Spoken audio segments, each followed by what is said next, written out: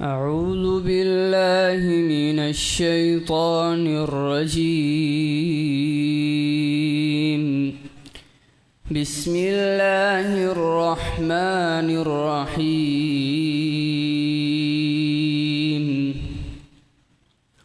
الرحمن علم القرآن خلق الإنسان علمه البيان. الشمس والقمر بحسبان والنجم والشجر يسجدان والسماء رفعها ووضع الميزان ألا تطغوا في الميزان وأقيموا الوزن بالقسط ولا تخسروا الميزان. والأرض وضعها للأنام فيها فاكهة والنخل ذات الأكمام والحب ذو العصف والريحان. فبأي آلاء ربكما تكذبان؟ خلق الإنسان من صلصال كالفخار وخلق الجان من مارج من نار. فبأي آلاء ربكما تكذبان؟ رب المشرقين ورب المغربين. فبأي آلاء ربكما تكذبان؟ مرج البحرين يلتقيان بينهما برزخ لا يبغيان. فبأي آلاء ربكما تكذبان؟ يخرج منهما اللؤلؤ والمرجان. فبأي آلاء ربكما تكذبان؟ وله الجوار المنشآت في البحر كالأعلام. فبأي آلاء ربكما تكذبان؟ كل من عليها فان ويبقى وجه ربك ذو الجلال والإكرام. فبأي آلاء ربكما تكذبان؟ يسأله من في السماوات والأرض كل يوم هو في شأن. فبأي آلاء ربكما تكذبان؟ سنفرغ لكم أيها الثقلان فبأي آلاء ربكما تكذبان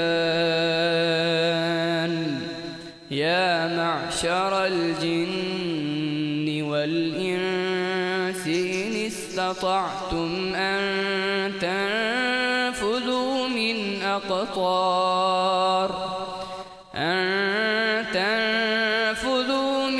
أقطار السماوات والأرض فانفذوا لا تنفذون إلا بسلطان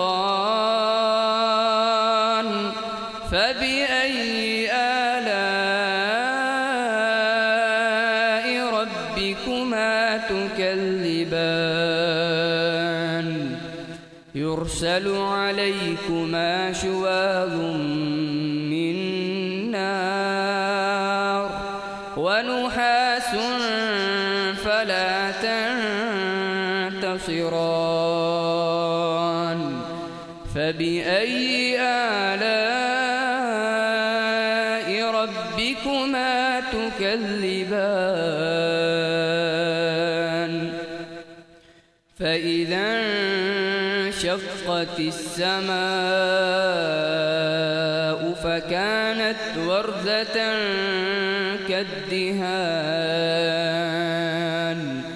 فبأي آلاء ربكما تكذبان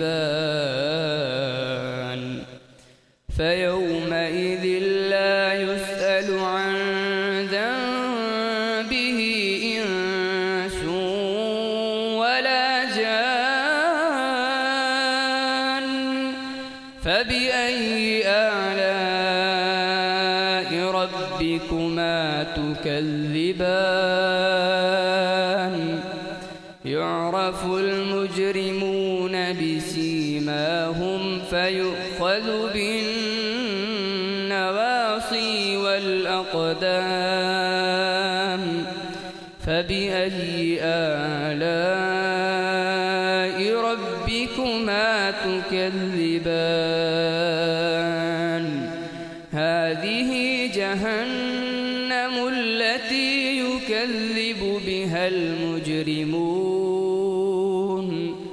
يطوفون بينها وبين حميم آن فبأي آلاء ربكما تكذبان ولمن خاف مقام ربه جنتان فبأي آلاء ربكما تكذبان ذواتا أفنان فبأي آلاء ربكما تكذبان فيهما عينان تجريان فبأي آلاء ربكما تكذبان فيهما من كل فاكهة زوجان فبأي آلاء ربكما تكذبان متكئين على فرش بطائنها من استبرق وجنى الجنتين دان فبأي آلاء ربكما تكذبان فيهن قاصرات الطرف لم يطمثهن إنس قبل قبلهم ولا جان فبأي آلاء ربكما تكذبان كأنهن الياقوت والمرجان فبأي آلاء ربكما تكذبان هل جزاء الإحسان إلا الإحسان فبأي آلاء ربكما تكذبان ومن دونهما جنتان فبأي آلاء ربكما تكذبان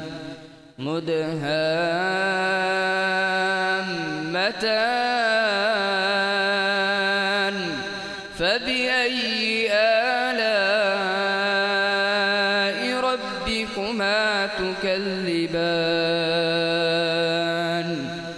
فيهما عينان نضاختان